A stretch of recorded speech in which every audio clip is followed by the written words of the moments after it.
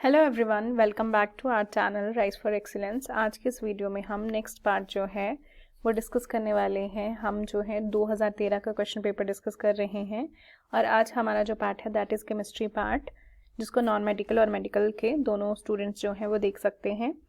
हमारा इसमें आज का जो फर्स्ट क्वेश्चन है that is a substance which is used as neutron absorber in nuclear reactor, यानी कि ऐसा सब्सटेंस जो न्यूक्लियर रिएक्टर में as a neutron absorber use होता है।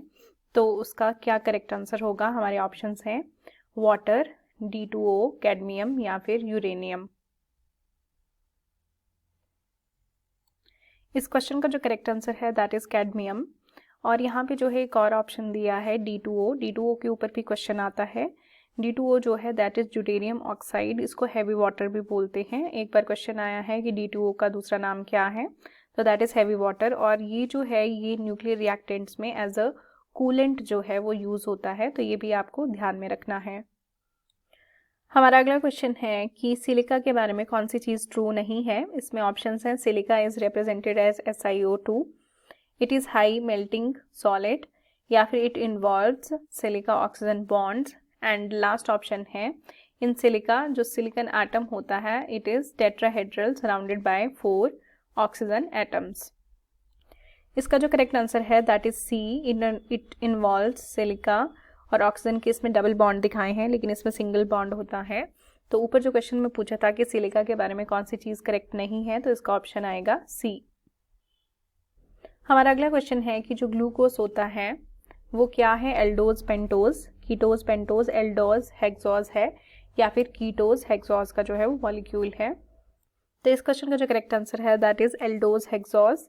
और एल्डोज, हेक्सोज क्या होते हैं? बेसिकली ये मोनोसेक्राइड की एक क्लास है और मोनोसेक्राइड्स जो होते हैं वो कार्बोहाइड्रेट के सिंपलेस्ट फॉर्म है, ये आपको पता होना चाहिए। तो एल्डो हेक्सोज, हेक्सोज जो वर्ड लगता है वो 6 के लिए लगता है, तो यहाँ पे आपको 6 कार्बन एटम्स देखने मिलते हैं और जो है साथ में एल्डिहाइड ग्रुप। हमारा अगला क्वेश्चन है कि half life period for a reaction जो है वो 10 मिनट्स है। तो नेक्स्ट इसमें पूछा है कि how long would it take for 75% completion. अगर ये रिएक्शन चल रहा है और 75% कंप्लीशन जो है इसका होता है तो कितने जो हैं ये मिनट लेगा उसके लिए। तो इसमें हमारे ऑप्शन हैं 60 मिनट, 40 मिनट, 30 मिनट या फिर 20 मिनट। इस क्वेश्चन का जो करेक्ट आंसर है दैट इज 20 मिनट।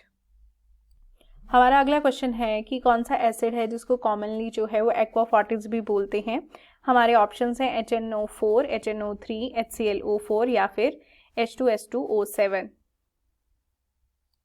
इस क्वेश्चन का करेक्ट आंसर है HNO3 यानी कि नाइट्रिक एसिड। एक्वाफॉर्टिस जो है वो नाइट्रिक एसिड का नाम है और नाइट्रिक एसिड जो होता है हाईली कोरोसिव होता है और टॉक्सिक स्ट्रॉन्ग एसिड होता है ये। और एक्वाफॉर्टिस की हम बात करें तो इसका मतलब होता है स्ट्रॉन्ग वाटर, लैटिन भाषा में इसका नाम है स्ट्रॉन्ग वाटर। और ये इसलिए नाम दिया गया है क्योंकि इसके पास जो है वो पावरफुल रिएक्टिविटी होती है। तो ये सारी चीज़ें आप जो है इसके बारे में ध्यान रख सकते हैं। हमारा अगला क्वेश्चन है कि इसमें से कौन सा सब्सटेंस है जो कि ऑक्सीडाइजिंग एंड रिड्यूसिंग एजेंट जो है बोथ होता है। हमारे ऑप्शन हैं SO2, MnO2, Al2O3 या फिर CrO3। इस क्वेश्चन का जो करेक्ट आंसर है दैट इज SO2। हमारा अगला क्वेश्चन है कि इसमें से कौन सी चीज़ जो है वो RNA में प्रेजेंट नहीं होती है। हमारे ऑप्शन हैं यूरेसिल, थाइमीन, राइबोज या फिर फॉस्फेट।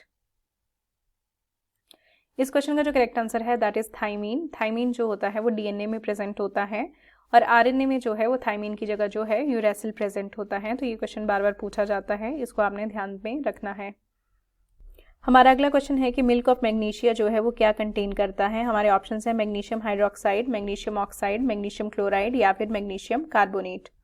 ये वाला क्वेश्चन जो है अगर आप देखें तो 2012 के क्वेश्चन पेपर में भी जो है वो मिल्क ऑफ मैग्नीशिया के ऊपर जो है वो क्वेश्चन आया है। तो इस क्वेश्चन को आप ध्यान से देखें। उसमें क्वेश्चन पूछा गया था कि वो एसिड होता है या एंटी एसिड होता है, और यहाँ पे पूछा गया है कि इसमें क्या प्रेजेंट होता है। तो इस क्वेश्चन का जो करेक्ट आंसर है दैट इज मैग्नीशियम हाइड्रोक्साइड। इसी को ही जो है वो मिल्क ऑफ मैग्नीशिया बोलते हैं।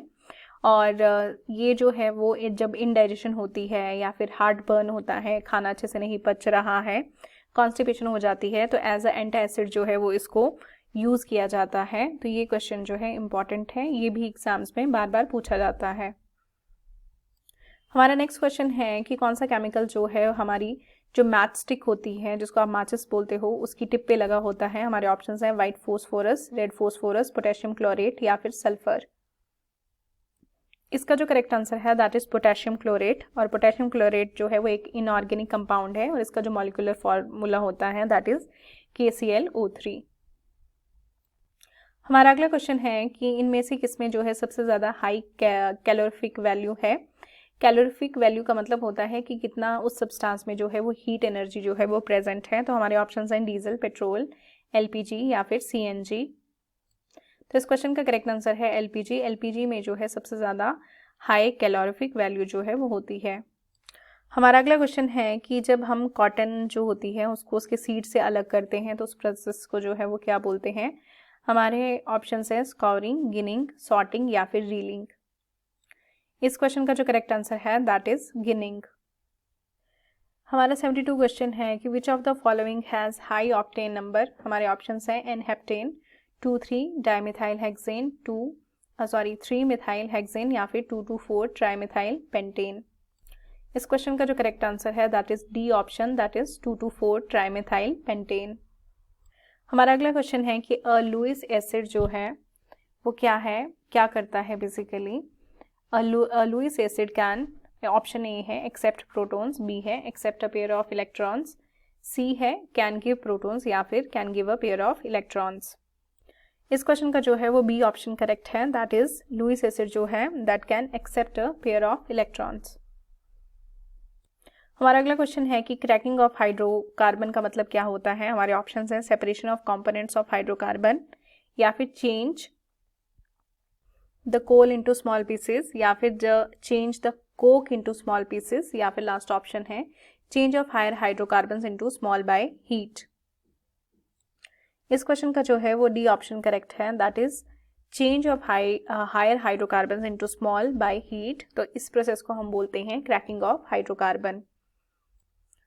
हमारा अगला क्वेश्चन है कि विच कलर डेवलप्स व्हेन फिनोप्थिलीन जो है वो बेसिक सोल्यूशन में ऐड किया जाता है। Which colour develops when phenolphthalein is added into the basic solution. हमारे ऑप्शंस है रेड, पिंक, येलो या फिर ब्राउन। इस क्वेश्चन का जो करेक्ट आंसर है दैट इज पिंक।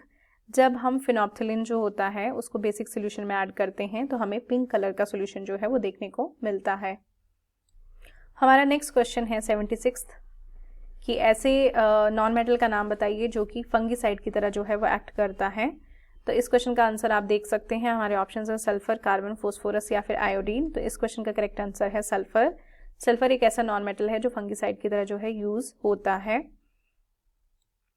और अगर हम फंगीसाइड के बारे में बात करें तो ये जो फंगीसाइड होते हैं ये बेसिकली पेस्टिसाइड्स होते हैं जो क्या करते हैं, फंगस की ग्रोथ नहीं होने देते हैं, फंगस की ग्रोथ को जो है वो प्रिवेंट करते हैं। हमारा अगला क्वेश्चन है कि अगर हमारे पास 1 किलोग्राम ऑफ वाटर है और आप उसको बॉईल करते हैं तो आप ऐसा कौन सा सब्सटेंस डालेंगे जिसकी वजह से जो है वो मैक्सिमम राइज होगा बॉइलिंग पॉइंट में। हमारे ऑप्शन है 1 mole of glucose, 1 mole of NaCl, 1 mole of sucrose या फिर 1 मोल ऑफ Al2SO4 3। इस क्वेश्चन का जो करेक्ट आंसर है that is D option, that is 1 mole of aluminium sulphate.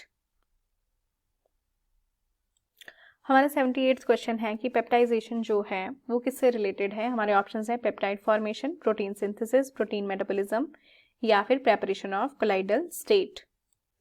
इस क्वेश्चन का जो करेक्ट आंसर है that is preparation of colloidal state. हमारा अगला क्वेश्चन है कि which of the following element constitutes a major impurity in pig iron. इनमें से कौन सा एलिमेंट है जिसके पास मेजर इम्प्योरिटी होती है पिग आयरन में। हमारे ऑप्शंस हैं Si, सिलिकॉन या फिर कार्बन, ऑक्सीजन या फिर सल्फर। इस क्वेश्चन का जो है वो बी ऑप्शन जो है वो करेक्ट है एंड दैट इज कार्बन। अगर हम पिग आयरन की बात करें तो पिग आयरन जो होता है उसमें बहुत ही हाई लेवल का जो है वो कार्बन कंटेंट होता है और इसमें और भी चीज़ें होती हैं जैसे कि सिलिका, लेकिन कार्बन जो है वो सबसे ज़्यादा होता है जिसकी वजह से जो है ये पिग आयरन जो है वो बहुत ही ब्रिटल बन जाता है, ईजिली टूटने वाला बन जाता है और इसीलिए इसकी जो है वो ज़्यादा यूज़फुलनेस जो है वो नहीं होती है। हमारा अगला क्वेश्चन है कि इसमें से कौन सी ट्रू स्टेटमेंट है। हमारी फर्स्ट स्टेटमेंट है all geometrical isomers are diastereomers या फिर all diastereomers are geometrical isomers.